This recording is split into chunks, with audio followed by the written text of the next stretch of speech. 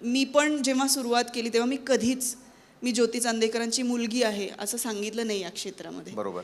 कारण मला तिची काय शिडी करायची नव्हती. आणि हे माझं पूर्वीपासून ठरलं होतं की मी तिला म्हटलं होतं की मी आई या क्षेत्रामध्ये मी काम करणार, पण मी कधीच सांगणार नाही कोणाला की मी ज्योती चांदेकरांची मुलगी, कारण मला माझं नाव बनवायचं. मला ज्योती चांदेकरांची मुलगी म्हणून कधी ओळखलेलं मला चालणार नाही. मला तेजस्विनी पंडित म्हणून नाव करायचं आहे. तर आणि तिने सुद्धा मला कधी जबरदस्ती केली नाही. तिने सुद्धा मला अगदी मोकळा हात दिला. मग त्याच्यानंतर जेव्हा एक नाव व्हायला लागलं आणि मग मी जेव्हा म्हणायला लागले किंवा आम्ही एकत्र दिसायला लागलो, तेव्हा लोकांना असं, अरे तू ज्योती चांदेकरांची मुलगी आहे तरीच, असं वगैरे व्हायला लागलं. तर हो, माझ्या आईचा माझ्या प्रत्यक्षसुद्धा माझ्या